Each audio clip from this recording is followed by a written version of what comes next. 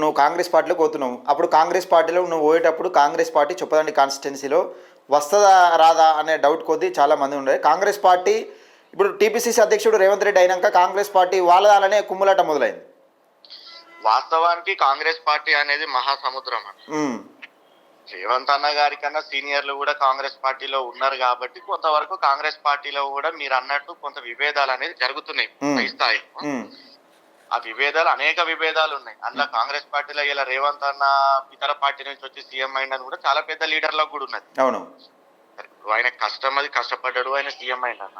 ఉమ్, అంతే తప్ప గానీ ఇలా అతను ఈ కుటుంబానికి వచ్చిండు, ఈ కుటుంబానికి ఆ కుటుంబానికి వచ్చిండు అని అంటే ఎంతో మంది అనేకమైనటువంటి లీడర్లు కూడా అనేక పార్టీలలో పనిచేసి వచ్చిన వాళ్ళే ఉన్నారు. ఉమ్, ఆనాడు నేను కాంగ్రెస్ పార్టీకి నేను జాయిన్ అయినప్పుడు కూడా ఈ రోజు ఈ నియోజకవర్గంలో ప్రజలు కూడా గెలిచిన తర్వాత వచ్చిన వాళ్ళు ఉన్నారు, గెలిచే ముందు వచ్చిన వాళ్ళు ఉన్నారు, ఖచ్చితంగా సత్యమన్న గెలుస్తాడని వచ్చిన వాళ్ళు ఉన్నారు, కొందరు బిజినెస్ లో కోసం వచ్చిన వాళ్ళు ఉన్నారు, కొందరు రియల్ ఎస్టేట్ లో కోసం వచ్చిన వాళ్ళు ఉన్నారు, కొందరు ప్రేమతో వచ్చిన వాళ్ళు ఉన్నారు, కొందరు నాలాంటి కరడు కట్టిన కార్యకర్తలు ఒక 2 సార్లు ఓడిపోయిండు, ఒకసారి ఎమ్మెల్యే కావాలి, అరే అందరూ ఒకసారి శోభక్ అయింది, ఒకసారి రవిశంకర్ అయిండు, ఒకసారి ఎందుకు సత్యమన్న కావద్దు, 2 సార్లు ఓడిపోయిండు, తట్టుకునే పరిస్థితి ఉంటుందా ఉండదా అనే ప్రేమతోనే నాలాగా కరడు కట్టిన కార్యకర్తలు కూడా ఎంతో మంది ఉన్నారు.